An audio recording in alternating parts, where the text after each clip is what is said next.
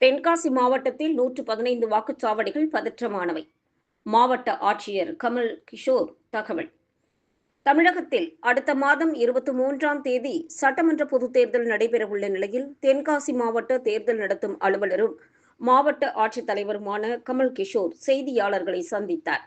அப்பொழுது அவர் கூறியதாவது: தென்காசி மாவட்டத்தில் கடந்த 23-26 அன்று தீவிர சிறப்பு திருத்தம். இதற்கு பின்னர் வெளியிடப்பட்ட இறுதி வாக்காளர் பட்டியலில் 12,64,411 வாக்காளர்கள் இடம்பெற்றுள்ளனர்.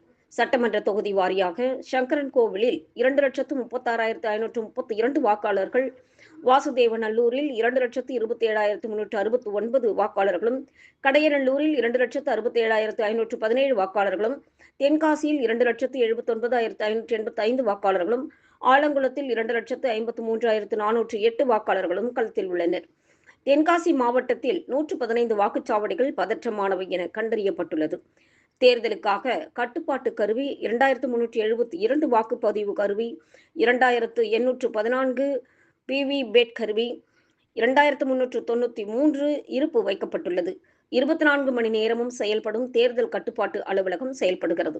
10,000 ரூபாய்க்கு மேலான பரிசுப் பொருட்கள் கொண்டு சென்றால் பொருட்கள் பறிமுதல் செய்யப்படும். கண்காணிப்பு பணிக்காக மாவட்டத்தில் 45 பறக்கும் படைகள் அமைக்கப்பட்டுள்ளது என்று தென்காசி மாவட்ட ஆட்சித்தலைவர் கமல் கிஷோர் பேட்டியின் போது கூறினார். 9/4/2026 வியாழக்கிழமை போட்டியிடும் வேட்பாளர்களுக்கான சின்னம் ஒதுக்கீடு நாள் 9/4/2026 வியாழக்கிழமை. போட்டியிடும் வேட்பாளர் பட்டியல் வெளியிடும் நாள் 9/4/2026 வியாழக்கிழமை.